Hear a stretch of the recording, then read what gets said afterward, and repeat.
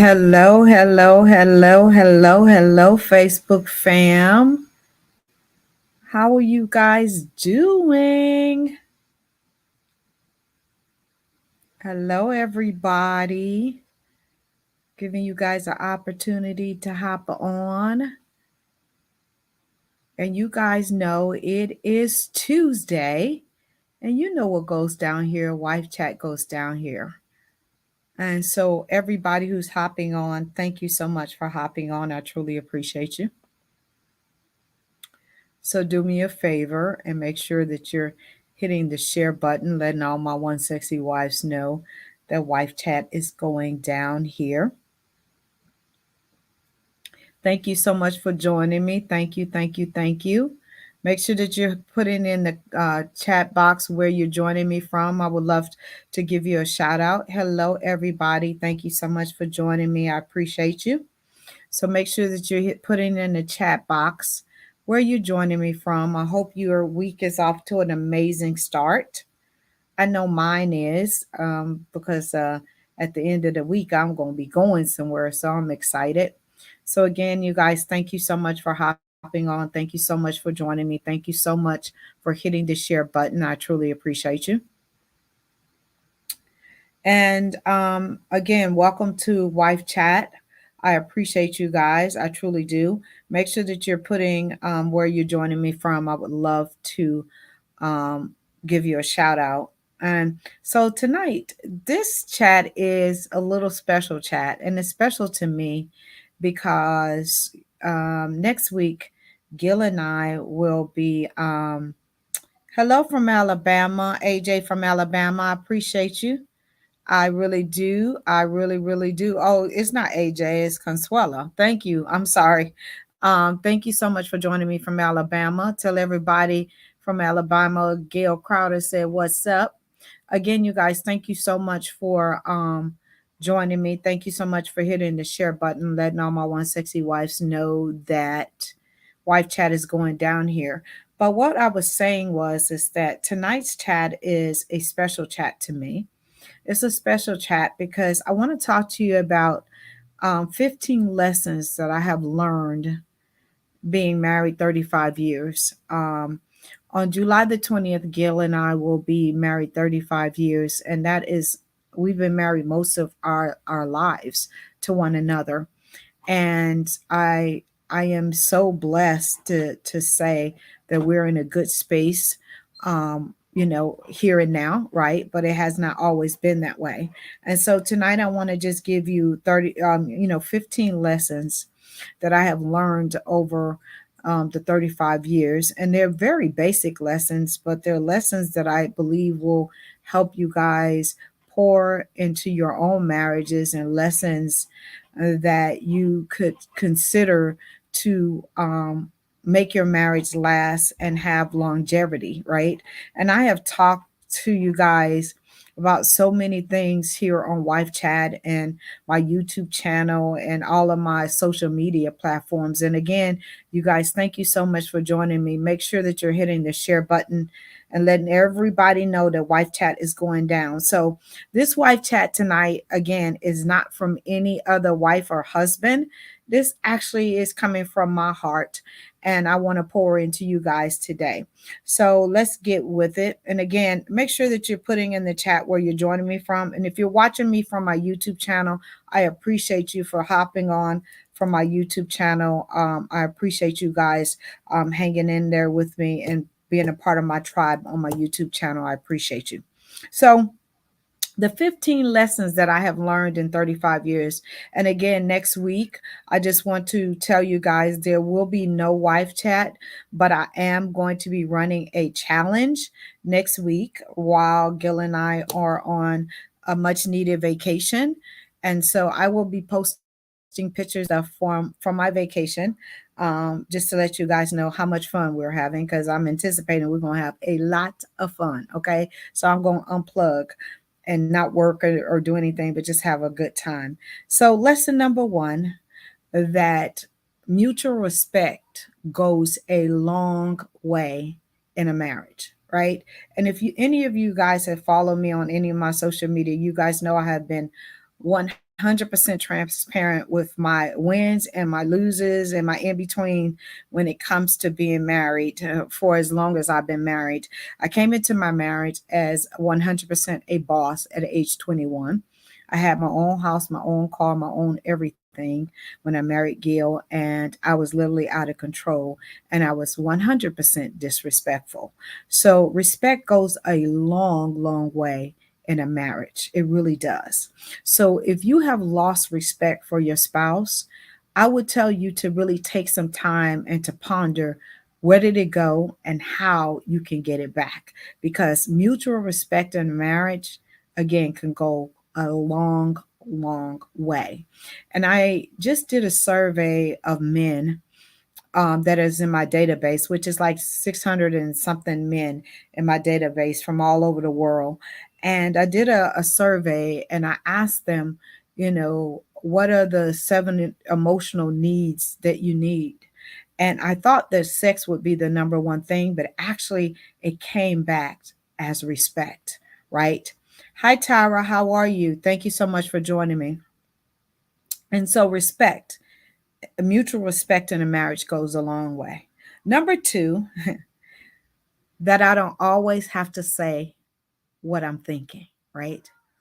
And as you guys again know, that anything that used to pop in my head, I used to say out of my mouth to Gail. I had no filter. I didn't think about it. I just said it. And so, for you guys that are just joining me, I'm talking about the lessons that I have learned over the past 35 years of being married to Gail. Okay. And so, that's what I'm talking about. Okay. So, number two is I don't always have to say what I am thinking, right? Is that hard for me some days? Absolutely. Have I conquered that one? Not all the time, but am I a work in progress and am better than I was 35 years ago? I would have to say yes. Okay, Tamika, how are you? You say you're having surgery in the morning. I surely will pray for you. And thank you so much for hopping on. Um, and so I don't always have to say everything that I'm thinking. Okay. Number three, that please and thank you go a long way in a marriage, right? And again, it's all about having mutual respect, and please and thank you go a long way. Because when your spouse is pouring into you or they're doing the most simplest things, please and thank you go a long, long way, especially when you're trying to build a bond and a relationship that lasts. Okay. So, again, you guys, thank you so much for joining me. Thank you so much for hitting the share button. And thank you so much for putting in the chat where you're joining me from. I would love to give you a shout out. Number four, that material things are not the most important things when you're not happy with yourself. Material things are not the most important things when you're not happy with yourself, right? And what do I mean by that? A lot of times when we are operating in unhappiness, we think that material things are going to bring us happiness, right? And they might bring you joy for 5 minutes, 10 minutes, or even a week once you get that new thing, whether it's clothes, house, shoes, bags, cars, because I didn't bought them all, right? Thinking that those things were going to make me happy. But until I was happy with myself, material things do not matter, right? And we place so much of our life and we work so hard and we do so many things to achieve material things. And I'm not saying that they're not nice. Do I have material things? Do I have nice things? Absolutely. But I acquired them in years past because I was searching happiness, and happiness is an inside job. Okay. And they do not make up for things. Okay. That leads me to number five. It is not Gil's job to make me happy or to build my self esteem. Right. I used to think that it was Gil's job to make me happy and make me feel like I was the most beautiful girl in the world. That's a lie. Because he could tell me that I was beautiful. He could try to do any and everything under the sun to make me happy. But I will always find something else that he did not do that put me in a bad mood and made me not happy. Right. So when I had to figure out my self-worth, my internal beauty, my what made me happy, right? It had nothing to do with him. Can he enhance my happiness? Absolutely. Can he tell me that I'm beautiful and I accept it now? Absolutely. But it's not his job to build my self esteem, and it's not his job to make me happy. Okay. And again, I'm talking about the 15 lessons that I have learned over the 35 years. And yes, they're not huge lessons. They're not nothing that's going to blow your mind. But I'm telling you, if you learn these lessons young, you won't go through a lot of the turmoil that Gil and I have been through over the last 35 years. Okay. Number six, the life is too short to stay mad all the time at your spouse because tomorrow's not promised to you, right? And I used to be that girl that could get mad and stay mad for a month. Seriously. I could walk by him, not say not one word, act like he don't even exist. And we was living in the same house, sleeping in the same bed. I could do that. But I realize how short life is, how valuable life is. And it is too short to walk around and stay mad at your spouse because it takes work. It takes a lot of work to stay mad. It takes a lot of work not to speak to somebody that you're sleeping in the bed with. It takes a lot of work and a lot of energy, a lot of wasted energy. And I can tell you, if I added up the years that I would act a fool and not speak to Gil, it would be a lot of years, to be honest with you. Number seven, to say that I love you and that I appreciate you every single day, right? And I learned that, and I had to learn that the hard way because if you would ask me what Gil did wrong, I could literally tick off 1,000 things that he did wrong. But if they said, Gail, what did he do right? I would struggle. I would struggle because I was always focusing in on the negative, right? And I had a one good girlfriend that told me, Gail, you always talk about what Gil does and how he gets on your nerves. Is there anything that he does right? And in that moment, the Holy Spirit spoke to me. And that's where, if you go to my website, that 30 days of gratitude challenge came from. It came from me, God saying, Gail, focus in on what Gil does right. Because you always focus in on the negative. And you wouldn't want somebody to always tell you what you're doing negative because you couldn't handle it. So that's where that challenge came from. That challenge came from me finding something for 30 days straight. 30 days straight that he did right every single day for 30 days. The first day, I couldn't find nothing. So I just said, thank you for taking out the trash. And I'm being 100% honest. But as I began to get into that 30 days and find something every single day, let me just tell you, at the end of that 30 days, and I gifted my husband the tablet. Now it's in a nice little form for you guys. But at the time, I just had a tablet, right? At the end of that 30 days, I gifted him that tablet, right? And I have seen my husband cry 3 times in 35 years, only three. 2 times when my children were born, each one of my children was born, and the day that I gifted him that tablet. Because he said, Gail, I didn't realize that you even noticed that I did anything right because you always talk about what I did wrong. So, number seven is say that I love you and that I appreciate you every single day. Find something that you appreciate your spouse for every single day. Yes, Tyra, it is a challenge, but you can do it. Okay.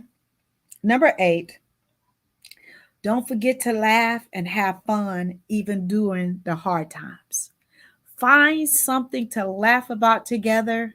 Find something to have fun with together. And don't forget to dance, right? And I put don't forget to dance because that's something that Gil and I met doing, dancing in a club, right? And so for my birthday, he was like, "Gee, what do you want to do?" And I told him, "I want to dance." He asked me for Mother's Day, "What do you want to do?" "I want to dance." So next week, while we're in St. Martin's for a whole entire week, I'm going to dance every single day because that's what I love to do. And that's literally what brings me joy. Okay. Olympics, thank you so much for joining me for my YouTube channel. I truly appreciate you. Okay. Number 9, huh, learn to accept him or her as your best friend and learn to accept them exactly how they are, right? Because they are evolving every single day with life experiences just like you are, right? And don't get stuck in the past. Don't get stuck with them saying, "Oh, you used to be, you used to do, you used to look." Accept them for who they are today because we're all evolving every single day. And if you're not evolving, there's a problem, right? That's the reason why I always tell you guys to make sure that you're doing your marriage checkups at the beginning of the year, the middle of the year, and at the end of the year. For the simple fact is that you have changed so much since last year. I know that I have grown, I have evolved, I've had new life experience, I've had some heartaches, I've had some fun times. I have grown. And the thing is that if you don't accept the person that they have become and you're stuck on the person that they used to be, that's when your marriage gets in trouble. Okay? So learn to love and accept the person that they are today, right? You might not like all aspects of them. You might not love everything that they say or do. You might not even, recognize them sometimes, but get to know that person. Get to fall in love with that person that they have evolved and grown because hopefully you have too. Okay.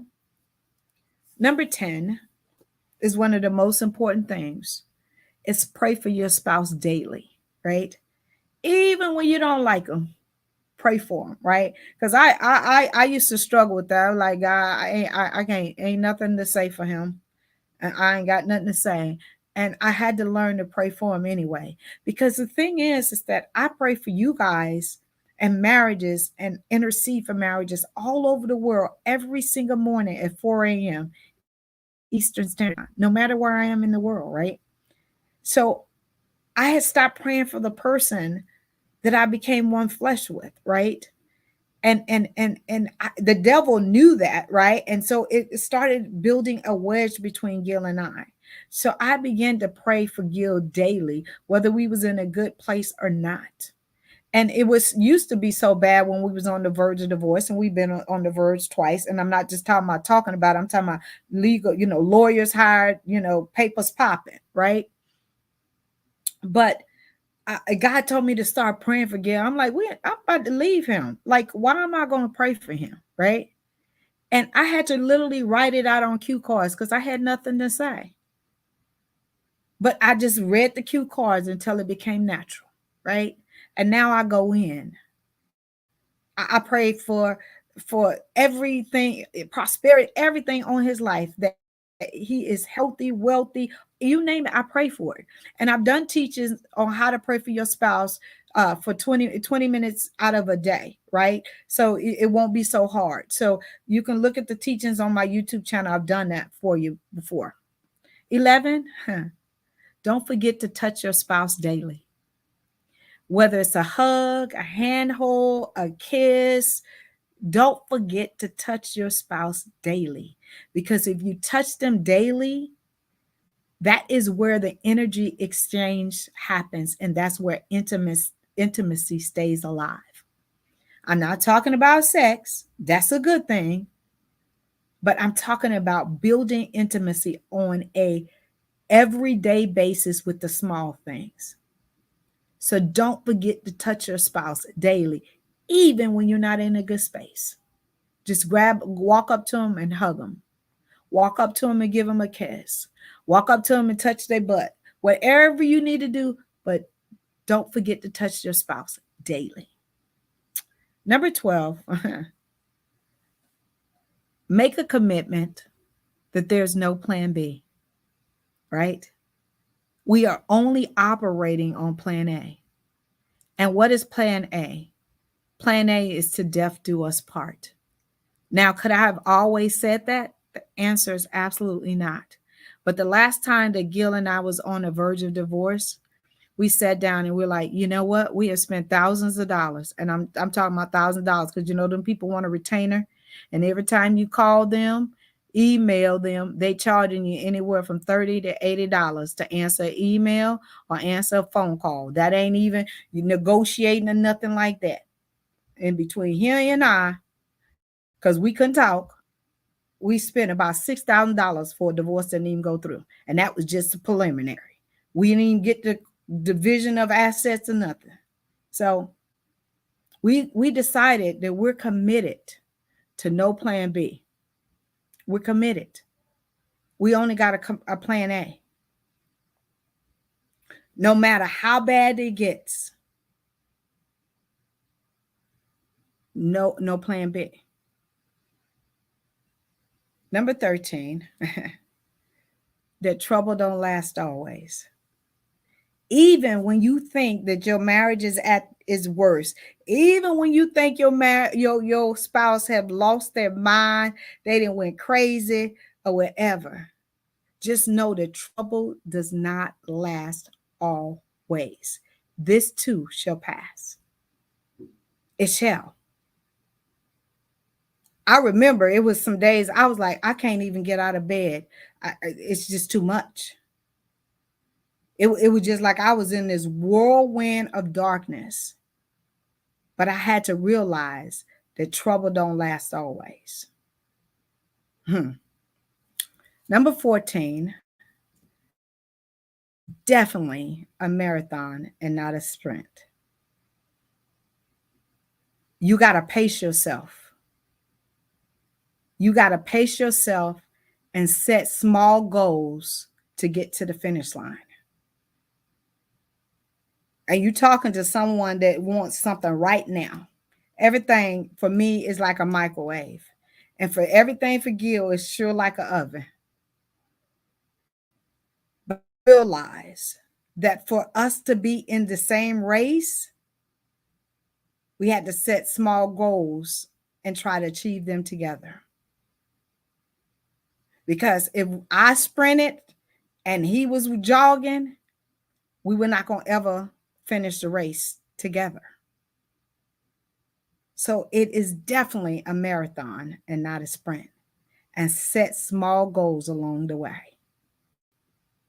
So to the end, you get to the end together. And number 15, and this is my last point for the lessons that I have learned over 35 years. And like you probably saying, this don't even affect me. This ain't even resonating with me. But I'm telling you, if you apply them, because Gil and I should have been statistics a long time ago. You name it, we've been through it. Illness, infidelity, loss of a child, financial devastation, eviction, lights off, you name it, been through it. Number 15 is continue to be individual people with individual dreams and goals and aspirations. that you talk about and celebrate each other. Gil has his own set of friends. I have my own set of friends, but we meet somewhere in the middle all the time, right? He has his own dreams and goals and aspirations and things that he likes to do, and I have my dreams, my goals, my aspirations, and things I want to do. And we talk about them and we meet somewhere in the middle. He celebrates me and I celebrate him. Because if you're not an individual having your own dreams, your own life, your own aspiration, and you're only pouring into one person and it becomes one-sided, you become resentful inside the marriage. And I remember when Gail was growing education wise and professionally in his profession, and I became very resentful because I felt like I had to put my life on hold and raise my kids and do all of those things. And at the end of the day, he's like, gee, don't be, don't stop your life. He said, I'm here, you just got to tell me what you need me to do, right? And now I went back to school, and I went back to school and got my second degree and became a family counselor, and went back to school again and became a sexologist. All of those things was part of my vision that I wanted for my own life. And I just had to tell him my dream, my passion, and he was like, go for it. Right? And I know that everybody's life is not like mine's, but what I'm telling you is that this formula, which is simple, and I trust and believe me, I told you a lot of the things that I fail at learning these principles. Because there is some people that don't have their own dreams and aspirations and friendships and stuff outside of their marriage, and that's the reason why they're feeling unfulfilled. And if that one person, if something happens to that person, or the marriage doesn't work or anything like that, they are devastated. And I'm not saying that if something was to happen to Gil, I would be on here just happy. No, I would be devastated as well. But I'm a whole person inside of a covenant, if that's making sense. I am a whole person. I like who I am. I love Gail, right? And I have my own career. I have my own friends. I have my own aspirations. And that's the reason why I can cheer Gil on, because I'm not envious of his accomplishments.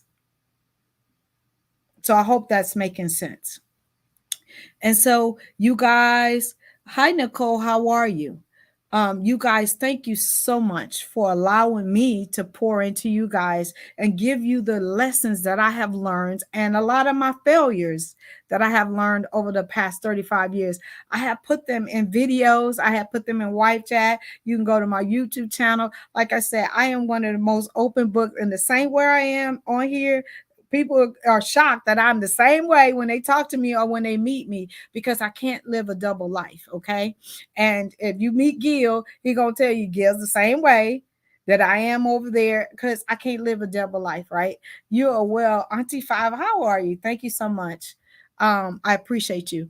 And so, you guys, if you don't have any questions, you guys just know that next week will not be a wife chat, but I will be starting. So look on my timeline. I will be starting my 7-day sex challenge. I was supposed to start it this week, but me and my assistant was on 2 different pages, and I don't know how to set up all that stuff. I'm not gonna lie, I'm not technical savvy or nothing like that. I can teach, I can do all that stuff, but when it comes to setting up stuff, Lord have mercy. So we're going to start the challenge while I am on vacation, and I will be checking. And let me just tell you, the prize that I'm going to give out to the person who participates and posts, each day that they completed their assignment, which is going to be email, is totally 100% free. And the challenge is going to start on Monday of next week. So look out for the post. please go and sign up. It's just free. All you got to do is put your name and your email, and it automatically comes to you. And it's a 7-day sex challenge because I want to see you guys win. And again, you guys pray for Gail and I traveling mercy. We will be over in St. Martin's having an amazing time for a week, enjoying our 35 years of saying I do when we had no business saying I do. And I will be posting pictures. And so I love you guys to pieces. I will see you guys not next week, but the following week. Okay. If you guys have any questions for me, you feel free to put them in the chat. You know, I always go back, just to let you guys know, I always go back and I always answer and comment after I get off of here. Okay.